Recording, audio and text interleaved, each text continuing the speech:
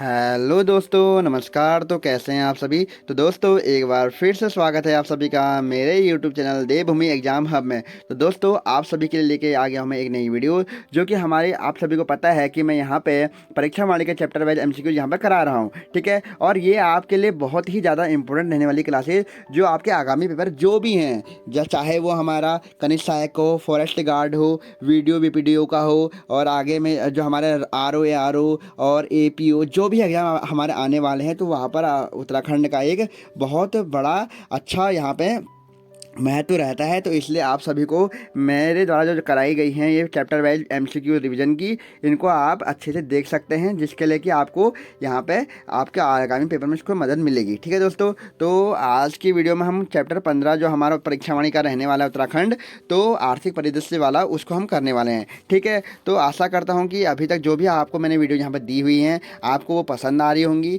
और अभी तक आप मेरी इन वीडियोज़ को देखते रहे होंगे। ठीक है, और अगर पसंद आई हो तो प्लीज़ लाइक कीजिएगा, और अभी तक चैनल को सब्सक्राइब नहीं किया है दोस्तों, पहली बार विजिट कर रहे हैं तो प्लीज़ चैनल को भी सब्सक्राइब कीजिएगा। ठीक है दोस्तों, तो अब शुरू करते हैं हमारा आज का चैप्टर नंबर 15 के एमसीक्यूज को।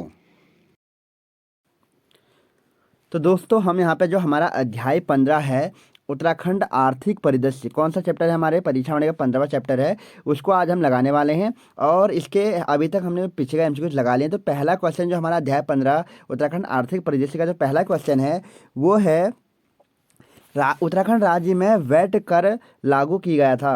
जो उत्तराखंड राज्य में जो वैट लागू हुआ था, वो कब लागू हुआ था, तो 1 अप्रैल 2005 को उत्तराखंड राज्य में वैट कर को लागू किया गया था। ठीक है, और कभी अगर कहीं कहीं पर एक बार ऐसा क्वेश्चन पूछा गया था कि उत्तराखंड राज्य वैट लागू करने में इसका कौन सा स्थान है, तो उत्तराखंड राज्य का जो 20वां स्थान था क्या वैट कर लागू करने में, जबकि जो हमारा जीएसटी में था वो कौन सा स्थान था, 6 नंबर का राज्य था ये हमारा लागू करने में। ठीक है दोस्तों, अगला हमारे पास दूसरा क्वेश्चन है, उत्तराखंड राज्य में कर राजस्व का सबसे बड़ा कर स्रोत कौन सा है। तो कर राजस्व का उत्तराखंड राज्य का जो सबसे बड़ा स्रोत है वो हमारा कौन, वाणिज्यिक कर है। ठीक है, अगला तीसरा क्वेश्चन है, उत्तराखंड को विशेष राज्य का दर्जा दिया गया था। तो उत्तराखंड राज्य को जो विशेष राज्य का दर्जा दिया गया था दोस्तों, तो कब दिया गया था विशेष राज्य का दर्जा, वो दिया गया था 1 अप्रैल 2001 को। ठीक है, याद रखने वाली बात है कि केंद्र सरकार के द्वारा उत्तराखंड राज्य को विशेष राज्य का दर्जा दिया गया था। ठीक, और आपको ये चीज़ भी याद रखना है कि विशेष राज्य का दर्जा प्राप्त करने में उत्तराखंड का स्थान कौन सा था, 11वें नंबर का राज्य बना था हमारा उत्तराखंड विशेष राज्य दर्जा प्राप्त करने वाला।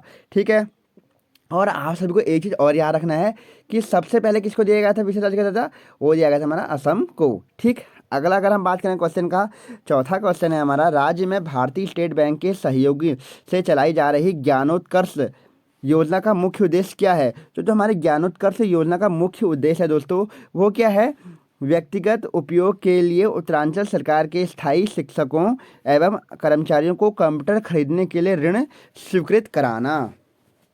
ठीक है, समझ में आ गया हो क्या कहा मैंने, कि जो हमारा चौथा क्वेश्चन था कि ज्ञानोत्कर्ष योजना का उद्देश्य क्या है, तो यह है कि व्यक्तिगत उपयोग के लिए उत्तरांचल सरकार के द्वारा स्थायी शिक्षकों को अन्य कर्मचारियों को कंप्यूटर खरीदने के लिए ऋण स्वीकार कराना। ठीक है, अगला 5वें नंबर का क्वेश्चन, निम्नलिखित में से विचार कीजिए, जो यहाँ पर कथन दिया गया है और इसका रीजन जो दिया गया है, इस पर विचार करना है कि उत्तराखंड राज्य में विकास के लिए बहुत अंतःशक्ति है। इसका रीजन दिया गया है, विकास के लिए वैज्ञानिक नियोजन तथा प्रभावी क्रियान्वयन मशीनरी की आवश्यकता होती है। ठीक है, तो आपको कथन पढ़ना है, उसके बाद रीजन दिया गया है, तो देखना है कि उपरोक्त में से कौन सा कथन सही है। ठीक है, A B C D option दिए गए हैं, आप अच्छे से पढ़िए। तो मैं आपको इसका सीधा आंसर दे रहा हूँ कि जो ए जो हमारा कथन दिया गया है और जो आर हमारे इसका कारण दिया गया है, दोनों ही सही हैं। ठीक है, दोनों क्या है, सही हैं, परंतु आर ए की स्पष्टीकरण करता है। ठीक है, समझ में आ गया क्या कहा मैंने, हमारा जो ऑप्शन ए है ये इसका आंसर बिल्कुल सही है। अगला 6वां क्वेश्चन है, ये भी कथन और कारण वाला है। इसमें पूछा गया कि उत्तरांचल अपनी मनी ऑर्डरी व्यवस्था अर्थव्यवस्था के लिए जाना जाता है, यह रोजगार के लिए प्रवास प्रबोधक का द्योतक है। ठीक है, तो ऑप्शन ए दिया गया है इसमें, ऑप्शन बी दिया गया है इसमें, ऑप्शन सी दिया गया है, ऑप्शन डी दिया गया है। तो यहाँ पे जो हमारा छठे क्वेश्चन का आंसर रहेगा क्या रहेगा कि पहला कथन दिया गया कि उत्तरांचल अपनी मनी ऑर्डर व्यवस्था के लिए जाना जाता है, बिल्कुल सही है और यह रोजगार के लिए प्रवास का द्योतक है, ये भी बिल्कुल सही दिया गया है। तो आंसर छठे का ए रहेगा। अगला हमारे पास सातवां क्वेश्चन है दोस्तों। 7वां क्वेश्चन है, जून 2006 में आरबीआई की शाखा राज्य के किस जिले में खोली गई थी?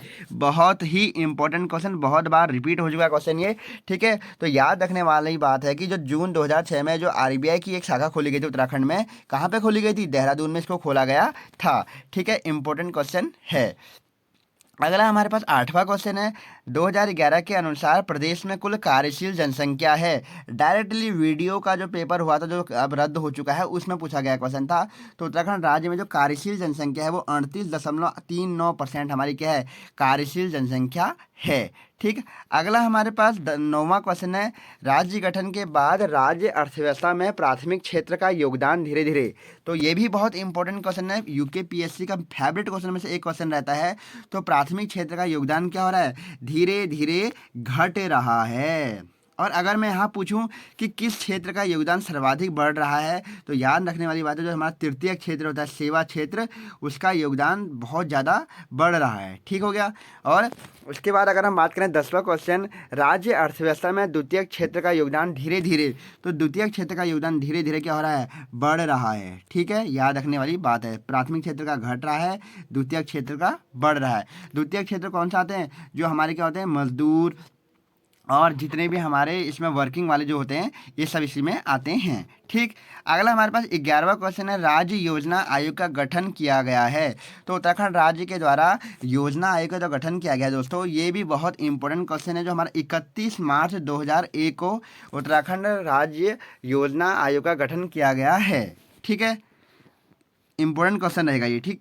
अगला 12वां क्वेश्चन है, राज्य योजना आयोग का पदेन अध्यक्ष कौन होता है? तो राज्य योजना आयोग का जो पदेन अध्यक्ष होता है वो होता है कौन? राज्य का मुख्यमंत्री हमारा राज्य पदेन आयोग का अध्यक्ष होता है। इंपॉर्टेंट क्वेश्चन है। 13वां क्वेश्चन है, राज्य वित्त आयोग के प्रथम अध्यक्ष निम्नलिखित में से कौन थे? बल तो कौन थे इनमें से? राज्य वित्त आयोग के प्रथम अध्यक्ष कौन थे? तो वे थे हमारे कौन?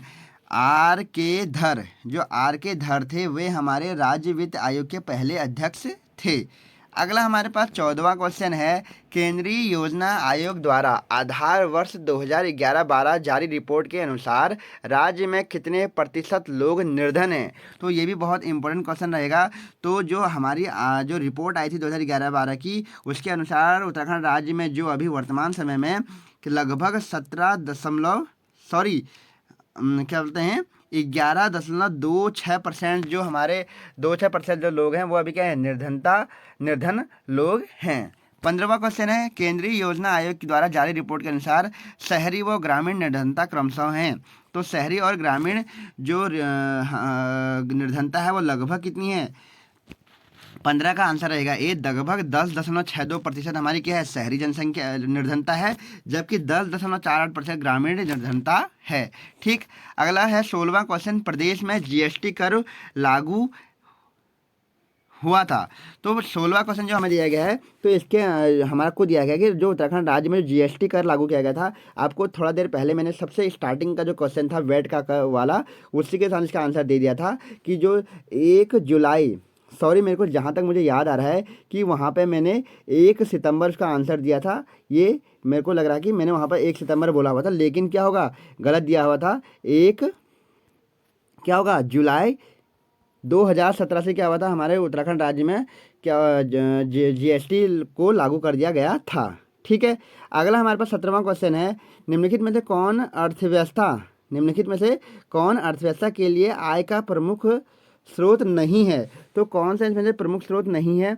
तो आय का, ये क्वेश्चन डायरेक्टली पटवारी लेखपाल में पहले भी पूछा गया था और इस बार भी पटवारी लेखपाल का क्वेश्चन यही था कि कौन सा नहीं है? तो फिल्म उद्योग हमारा नहीं है। और मैं बता दूं सेट सी का ये 100वां क्वेश्चन था, ठीक है। याद रखने वाली बात रहेगी।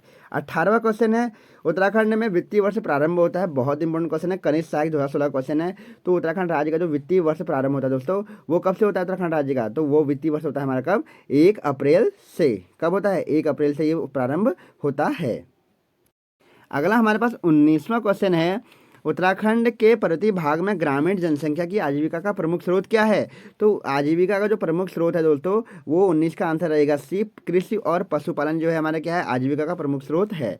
अगला हमारे पास 20वां क्वेश्चन है राज्य में हस्तशिल्प सामग्री मोष्टा, बहुत इंपॉर्टेंट क्वेश्चन है, मोष्टा उत्पादित करने में निम्नलिखित में से कौन सा कच्चा माल के रूप में प्रयोग किया जाता है?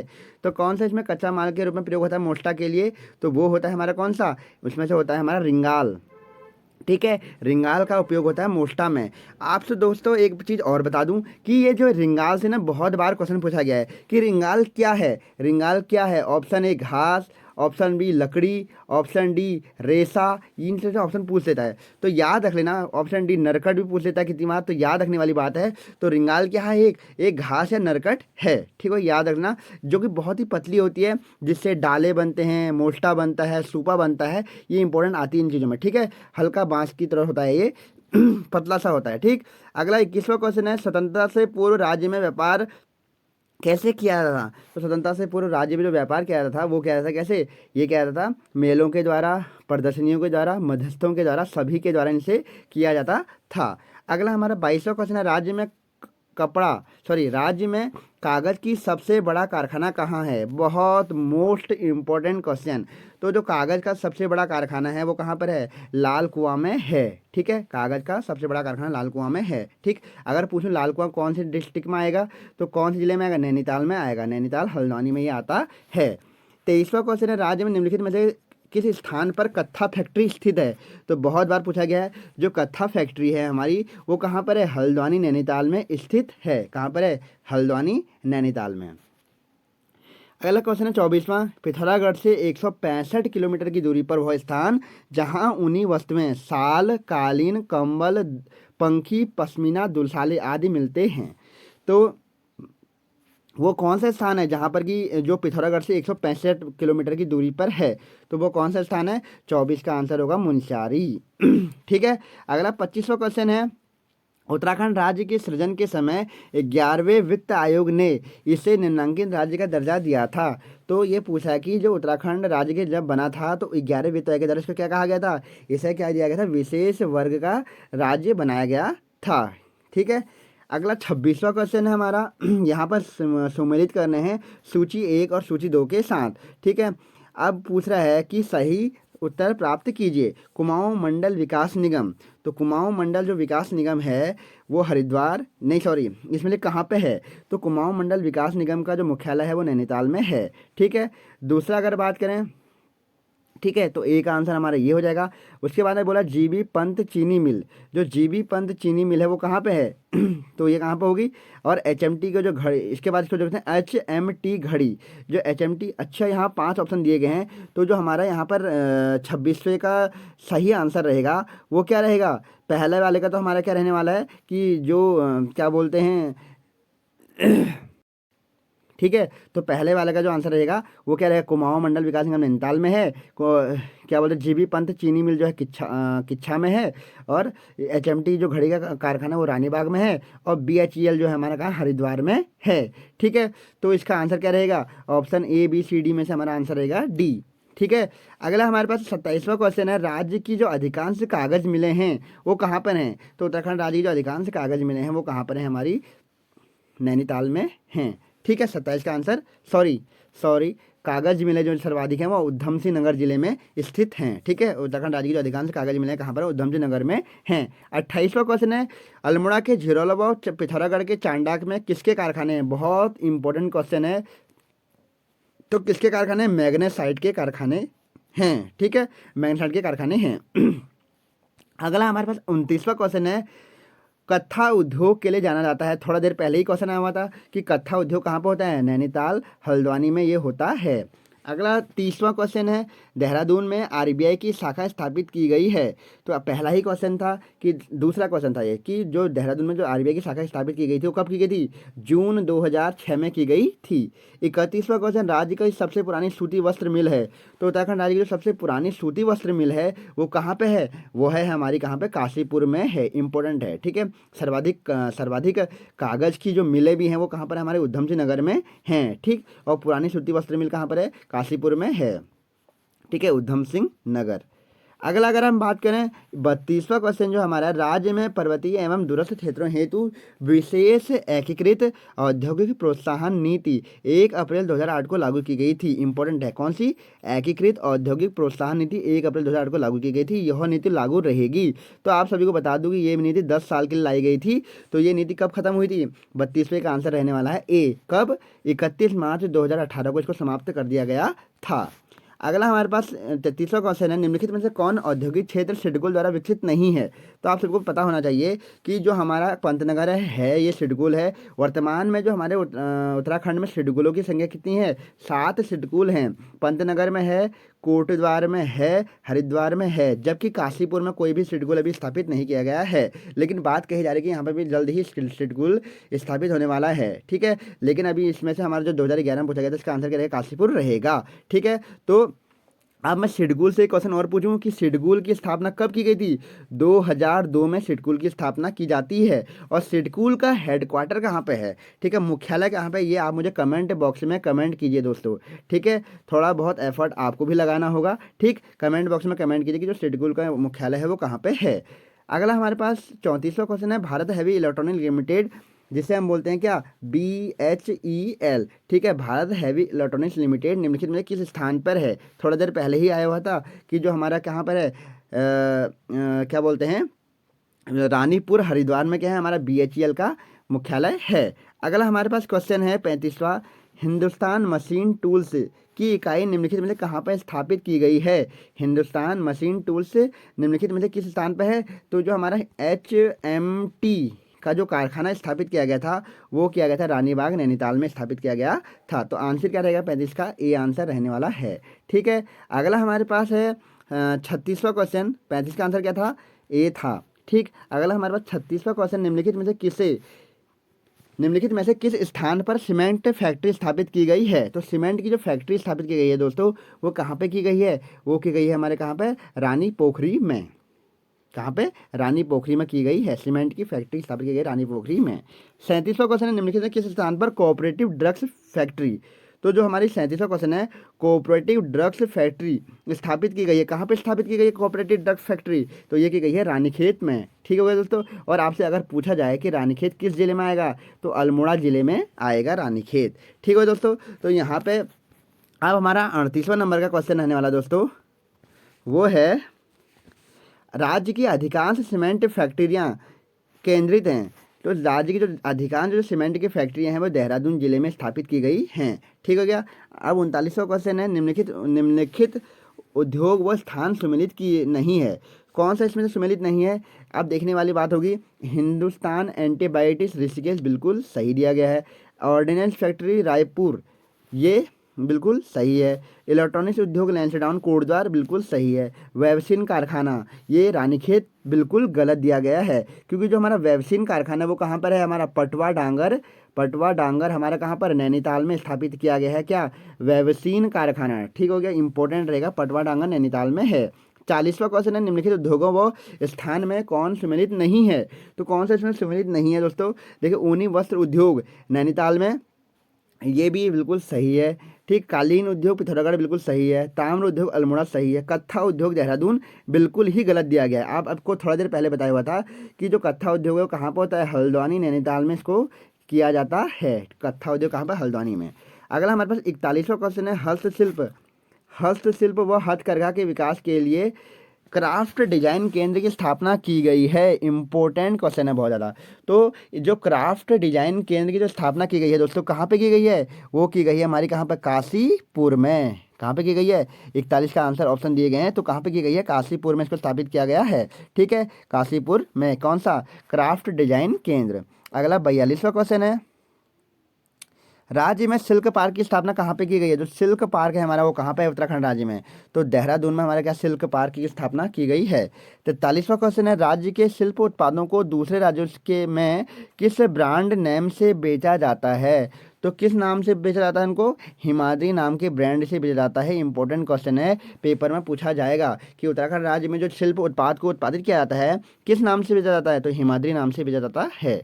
अगला 44वां क्वेश्चन है, निम्नलिखित में से पीतल नगरी के रूप में जाना जाता है तो पीतल नगरी के रूप में विकास किया गया है किसका, अल्मोड़ा जिले का किया गया है। अभी थोड़ी देर पहले भी आया हुआ था। 45वां क्वेश्चन है जो कि हमारा अध्याय 15 का अंतिम क्वेश्चन है, रिंगाल का उपयोग किया जाता है। तो रिंगाल का उपयोग किस में किया जाता है, तो कालीन, कटोरा, टोकरी, इन सभी में रिंगाल का उपयोग किया जाता है। ठीक है दोस्तों, तो यहाँ पर हमारे अध्याय 15 के टोटल पूरे एमसीक्यू हो चुके हैं और आशा करता हूँ कि आपको मेरी ये वीडियो अच्छी लगी होगी और अभी तक आप इसको पूरा देख रहे होंगे। ठीक है दोस्तों, आशा करता हूँ कि अगर आपको ये वीडियो अच्छी लगी तो आप मेरे इस वीडियो यूट्यूब चैनल को सब्सक्राइब भी करेंगे। और अगर आप तक अभी तक आपने मेरे और वीडियोज़ को नहीं देखा है दोस्तों, तो प्लीज़ मेरे यूट्यूब चैनल में जाइए, वहाँ पे जाके मैंने एक परीक्षा वाणी रिवीजन क्लासेस का एक फोल्डर बना रखा है, वहाँ पे जाके आप सारी वीडियोज़ को देख सकते हैं। ठीक है दोस्तों, तो आज की वीडियो में इतना ही। ओके, थैंक यू, धन्यवाद।